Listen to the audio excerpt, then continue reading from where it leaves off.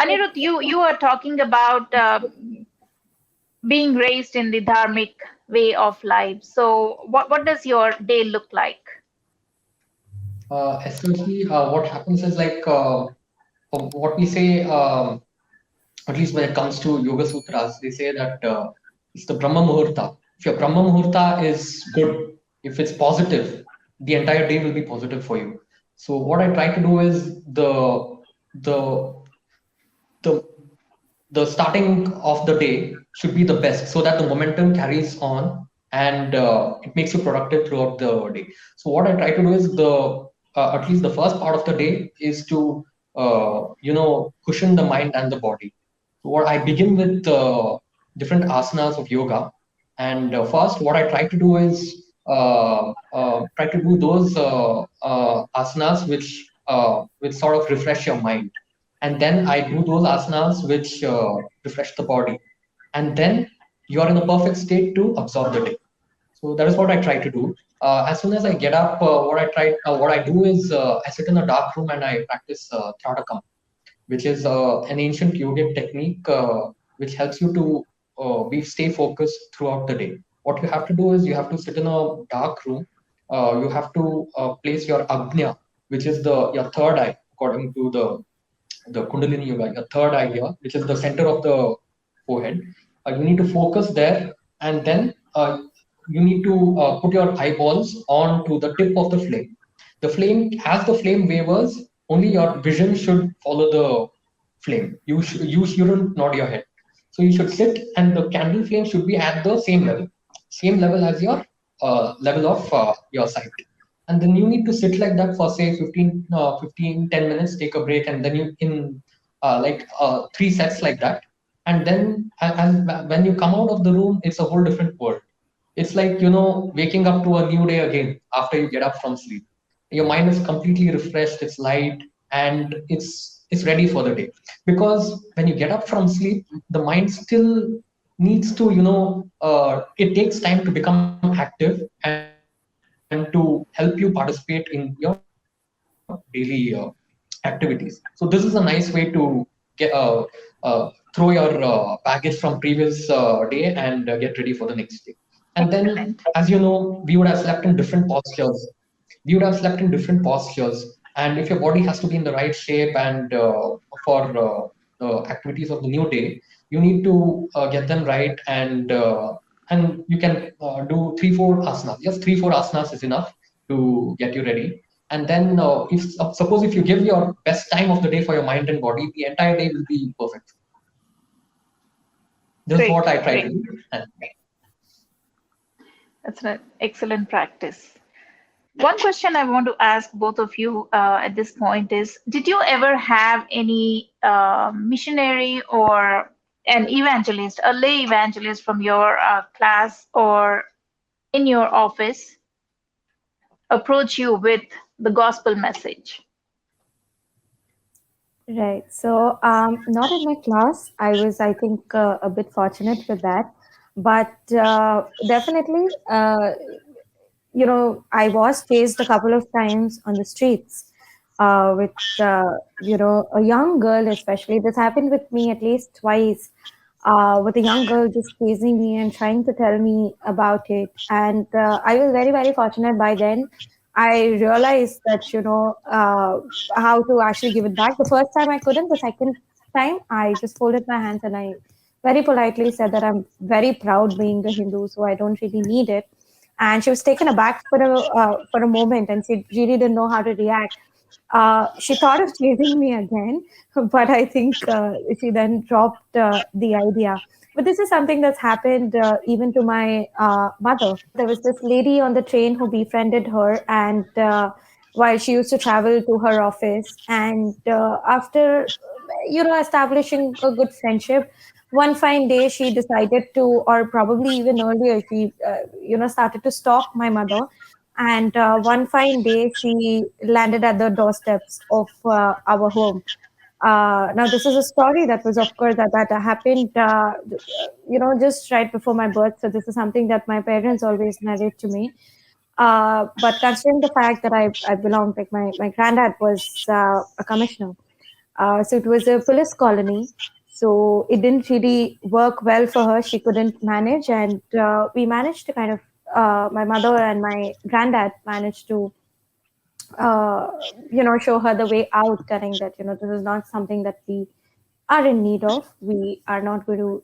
They did leave a couple of books and etc., which for some reason my family accepted and they kept it, but they declined politely. And she was asked to not kind of visit again or try or make another attempt to visit. So the point to be noted here is it's not just the vulnerable people and the people that look needy that are approached with this gospel message. True. Correct. So Anirudh, did you have any this kind of experiences? No, I don't have any such experience coming across any missionaries or any such evangelists. But I've had friends who have spoken about Bible, but because I was early on, as I said, I was much deeply rooted in my own dharma. I could counter with facts and also sort of challenge them on whatever that they whatever that they would say on our dharma or based on their knowledge. And But they did approach you. sorry. But they did try to talk to you about it. No, they didn't ask me to convert, but they were playing this game of one-upmanship that they were sort of belittling our beliefs, and Right, right. they I were. mean, that's one of their strategies. I mean, they have a tailor-made strategy for everybody. So when they saw that you were deeply rooted in your own dharma and you knew your facts pretty well, so they had to change the game for you, especially. So, and Exactly. because And you didn't come that's across what, as a needy person. yes, that is why I also say like it is not just enough that if you read your own scriptures, say the Gita or Ramayana, you should be well equipped with facts from their scriptures as well, the Bible and the Quran, so that you can counter on their. You need to take the battle to their scriptures, not ours. We shouldn't always be defending. We should always be on the offensive as well. So Correct. I mean, it was written on your forehead loud and clear that you were not looking for any salvation, and you were deeply rooted into your into your dharma. But still, I must say, they had the gumption to come up to you and talk about and present the gospel to you. yes, and the messaging comes from like in different forms. It just it. Bible is the last resort. They have other they have other tools such as like when they go into when you have these Montessori's and play homes during the period of Christmas, Santa Claus comes in and it's all merrymaking and happy and rosy and all that. So Santa Claus becomes a figure to appeal to many small kids kids are innocent, right? Children are innocent. So that gets again. So as they grow, then these memories become imprinted because these were the happy times. And then Santa Claus becomes a figure of happiness. And then from Santa Claus, it leads you to Christmas, from Christmas to church, from church to Bible. So that is the route. That is the happy route. The other route is the route of exploitation through charities and all this stuff. You do most of the NGOs here. They go into they hardly approach people like us because in the middle class and the urban middle class and all that. But there are certain forces which are also working even in the urban with the urban middle class. For example, in Punjab and all others. So if you the first thing that they attack is your pride. Once that pride is lost, then you're just a clean slate. You can be manipulated and you can just be transformed into anything. So that is what they try to do in every action that they choose to do, whether it comes to Hindu festivals, whether it comes to the clothing, whether it comes to the food we eat, everything. That is why media is playing a very strong role in that kind of messaging. But I'm glad that the people are fighting back and they're going into their books. That is what even Swami Dayanand Saraswati had once said. Now I actually understand the importance of it. He had once said, if Hinduism has to revive, then we have to get back to the Vedas. So I'm glad that people are going back to the Vedas. Yes. So, what is your organization about, Samyukta Bharata? When was it incorporated or registered? And tell us everything about it. So Samyukta Bharata is a very, very new organization. It's still in its nascent stage. We're in the process of registering ourselves. The legal processes are on. Unfortunately, because of the pandemic, it's getting delayed every now and then. But the entire idea of Samyukta Bharata essentially is to perform our individual duties towards Rashtra and Dharma both. So some of the key activities that we will be focusing on is temple protection, temple revival, Gau Seva, Vedic Pathshala, and encouraging Indic content, Indic authors, writers, content creators as much as possible. So there are two ways in which we operate. One is online and one is offline. Currently, our organization has around 80 members from all over India. And because currently we're just in a particular city, we ensure that we keep hosting online sessions as well, online programs as well, to keep the entire community, our entire Samyukta Bharata family connected. So on ground is where we focus a lot on temple protection, temple revival. Attempts are being made in the same direction. We are in works. We will, again, unfortunately, because of the pandemic, our plans are getting interrupted every now and then. But a Vedic Pathshala is something that is in works currently. The curriculum currently is in work. We're looking out at the logistics, etc. And online, what we try and do is essentially, we, again, like I said, we try and get experts, knowledgeable people, and authors to talk about varied topics. So, right from temple history, identifying temples, temple architecture, what it means to free Hindu temples, to say something about our itihasa, sessions into our itihasa. Then we did another session of dating of Mahabharata. So these are the kind of various topics, something about Arthashastra, knowing our actual Indic history, which is not distorted from the experts themselves. So these are the kind of things. So apart from, it's not just on ground or not just online, it's kind of a mix of both at the moment. And like I said, we are in our nascent stage, so definitely How we'll long be. has it been since you started this? It's been around 2.5, somewhere between 2 to 3 months. Oh, okay. Very, Yeah, very we young. started, yeah, very young, but it's shaping What, up. what's It's shaping up the way we want. okay, so what's the ground activity? Ground activity, like I said, so if I can divulge a little bit of details, I will not get into a lot of details for reasons known. But we identified a basti in the city that we are operating in, which was encroached a lot by the missionaries. Now, the bastis around it are totally, they've converted completely. This was one such basti which they couldn't manage to convert or enter into successfully. But there's a temple right at the entrance of the basti that they had converted it into a dumping ground, and all sorts of antisocial activities used to take place late in the night in the temple ground, just to ensure that people stop visiting the temple. Then there were also attempts to build a mazar right next to the temple, even though the basti has no Muslim family. But these were the ways that the elements were trying to encroach upon the basti.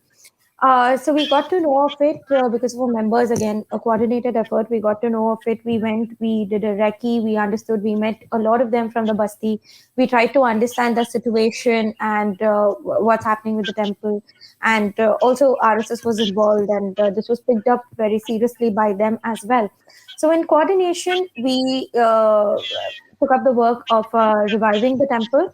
Of course, the entire cleaning activity, laying the ground again, the boundary walls, paints, electricity, everything. We had to revive the temple uh, anyhow. So that work happened, and I think during Ram Navami, there was a small puja, and the temple was made functional again. Now, that's not where our role essentially stops. Activities in the temple will continue. There'll be an acharak, there'll be a pandit, regular pujas will happen, activities in the temple will happen. And it's the same temple ground where we are also planning to open up our Vedic Pathshala. So to ensure that it's always buzzing with activities. The next is we're a little bit into Gau Seva as well. So one of our members is taking care of more than 50 cows and bulls, and so a lot needs to be done there as well, because currently it's an open ground. There's no proper infrastructure there. So that's another thing that we're working on, trying to build on the infrastructure. And again, they are into organic farming, Vedic farming, and they teach Kalari Pattu as well. So again, once the situation gets back to normal, health camps, Indian martial art camps, etc., is something that we'll be setting up. We'll begin to set up there soon. So these are the kind of activities that are in works currently. Our main aim essentially is going to be to get to attract a lot of youngsters as well. Currently, as we all know, again, colleges are shut, schools are shut.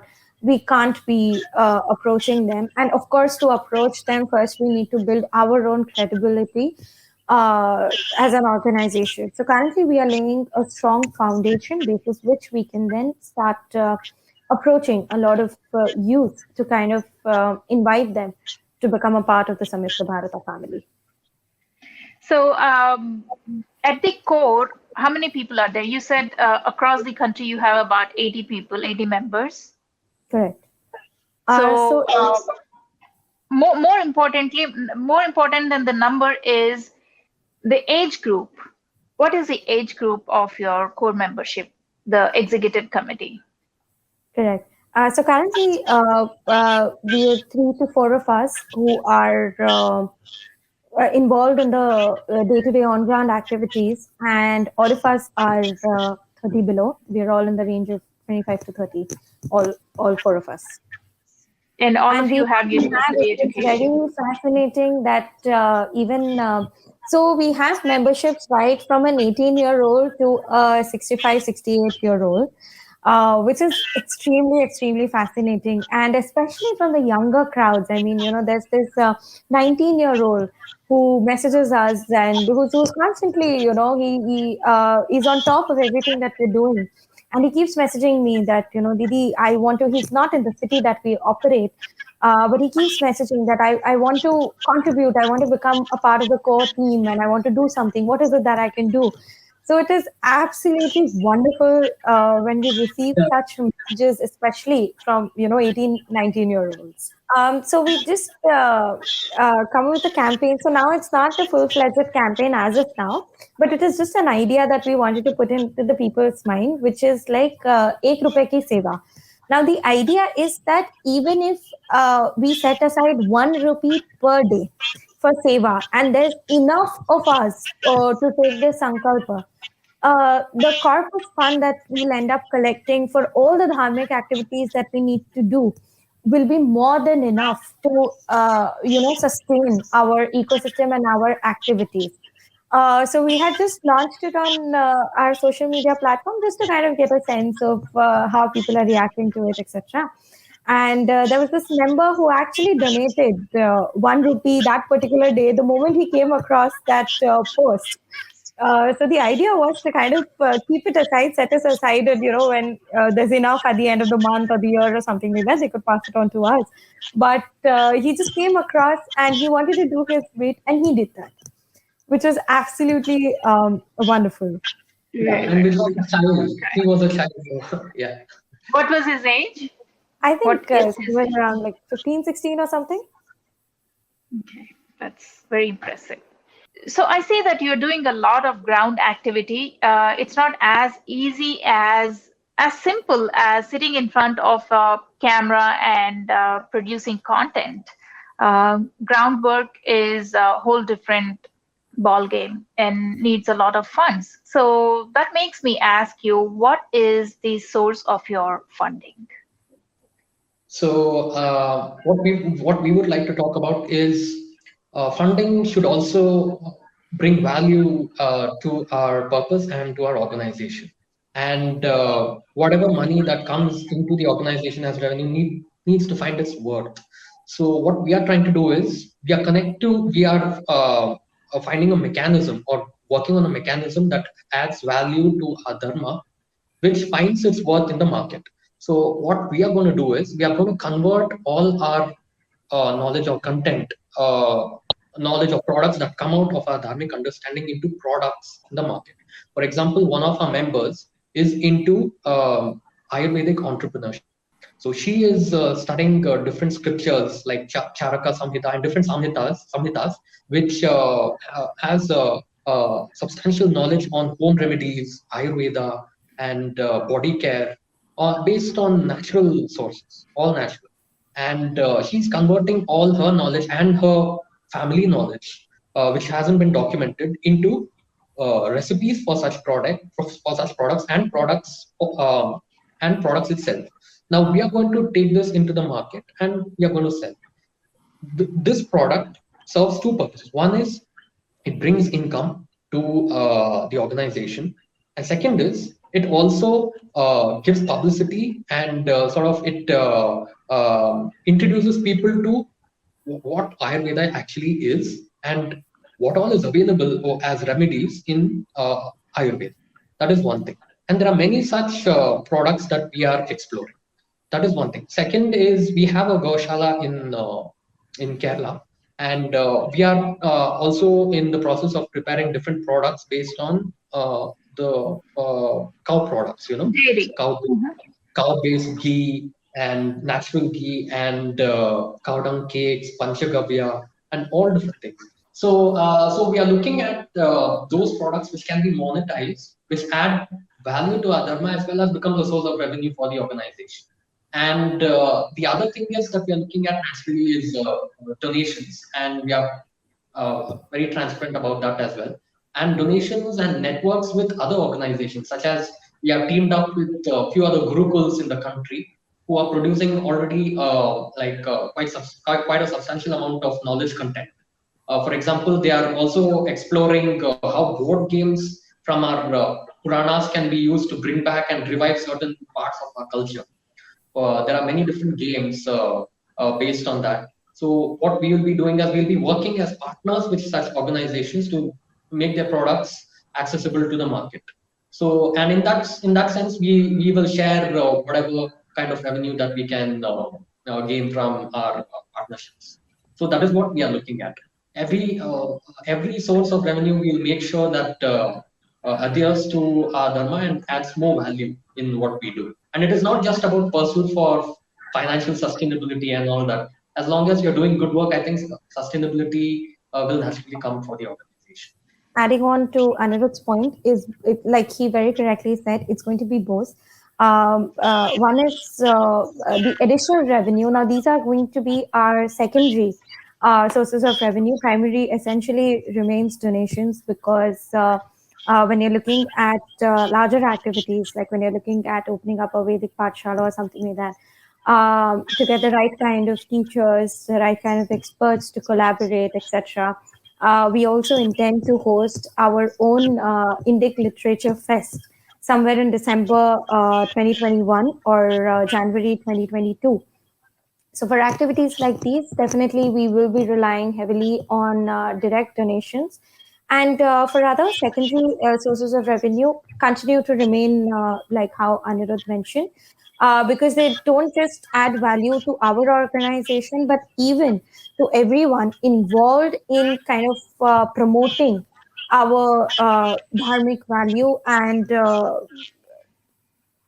how do I put it? Dharmic way of living. Yes, the knowledge systems. Yes, so it's essentially a mix of both. And excellent. I mean, the pursuit of Samyukta Bharata, the pursuit of Samyukta Bharata is not just about activities as such. We have to make an effort to build an entire ecosystem that transcends from physical activities to the different media platforms that we are going to create, information dissemination, and also research becomes an important part of our organization. So we'll be in the process of writing different proposals, offering even research, partnering with organizations which offer research grants into like exploring our own dharma and different scriptures, So, like that, we have identified many different organizations such as Indic Collective, Center for Indic Studies, and for example, like studying various aspects of feminism as a part of Sanatan Dharma, which was already there thousands of years ago, but hasn't found space in the current narrative. So, all this becomes a very important part of narrative building, and for that, research needs to be, research needs to be happening constantly.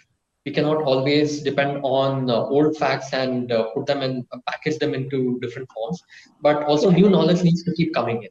So we are also going to focus on that. Correct. So, I mean, talking about funds, the one aspect that is missing in us, but is aplenty in the opposite camp, that is the funding. So, money is something that we don't have, and they have in tons. I mean, they have in surplus.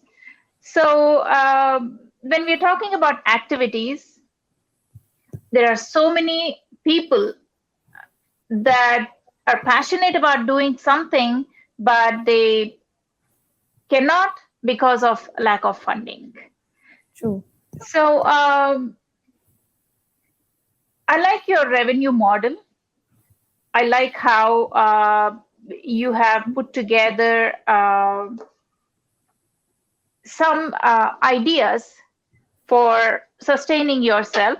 But like Akshita, you said that larger projects or larger events definitely needs True. direct donations. So would you like to make a request to our viewers? Very happily.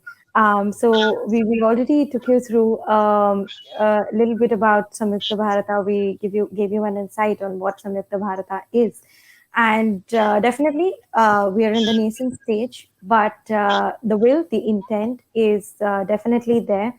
And like I said, Vedic Pathshala, which will involve uh, bringing our next generation into the dharmic fold, is very, very essential to us. And the fact that we are going to identify more temples, more such temples, to revive them and protect them, these two form the essence of an entire ecosystem.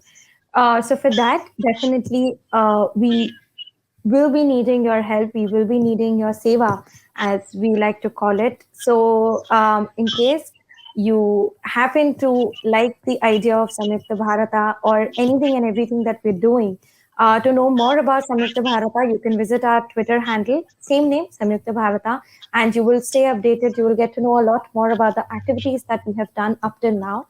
And in case you want to know more about it, again, you can approach us through DM on our page, and we'll respond almost instantly. So if you believe in the idea of Samyukta Bharata, in the idea of our seva, of our sankalp, please do donate, contribute, make your contributions, do your seva, and we're absolutely transparent about where every single rupee goes. This is something that we followed since day one. Every time we make use of every single rupee, the donor, the one who does the seva, is instantly updated as to where his money has been used, or in case somebody is willing to let us know where he or she would like their seva to go, again we dedicate that amount to that particular seva only. Also, we are in works. We will soon be having our website up and running as well. So again, whenever you would want to know more about Samyukta Bharata, you can visit our website as well. Till then, we are available on our Twitter handle. So please feel free to stay in touch. Yes. As a part of this, also, I would like to mention is there is substantial funding that is available in the temple ecosystem. But because the temples are under government control in India, it is a very big obstacle for organizations such as us who would like to collaborate with temples and create learning centers there. Which is why the free temple movement in India is so important for us. and the momentum is picking up. And through your platform, I would like to again request viewers to please support the movement, and hope temples would be free of any kind of government regulation and control, and hope the temples will be back in the hands of its truthful devotees, so that we can revive our dharma in both letter and spirit. Thank you. Yeah, one thing I want to tell the viewers is I told it at the beginning, and I would like to repeat it. It's really nice to know that these kids, the organizations that kids like Akshita and Anirudh have taken upon themselves and have started. I mean, these are actually more than just organizations. These are actually movements, I would like to call. The idea behind bringing these people onto this platform is, I mean, Akshita has her own channel and she could reach out through her channel, but why did I have to bring them onto this channel? The idea behind doing that is to create an awareness, that about to what level this fight has gone. So when kids like this who have chosen to get their hands dirty, uh, take themselves onto the ground, leaving behind their potential careers, or maybe I don't even know if you all have day jobs and you do this during your weekends or spare time. I would give you a chance to clarify that to our viewers. But what I'm trying to say is the potential that they had, they leave that kind of potential and they have chosen to get on to the ground and join the fight. So organization is just a front. It's just a name for the sake of being, for the sake of putting yourself out there, because maybe for legal reasons also, but more than the organization itself, it's the passion, it's the commitment to the cause. So I would like to encourage the viewers that are watching this to support such grassroots organizations, especially that are created by youngsters, our young generation, our next generation, so to say. So, Akshita and Anirudh, all the best for your Sankalpa. I hope all your uh, goals come true and you're able to do the Indic conference or something that you are planning to do in December. All the best for that, much needed events. And I mean, I would like to clarify that. Do you have day jobs, both of Yes, you, or yes, we do. okay, We do. okay. Yeah. And this is your spare time work, or is it a weekend No, it's activity? Whenever, every single minute. I mean, that's That's there on the back of your mind, I know, but yeah, but absolutely, your absolutely. physical Yeah, hours.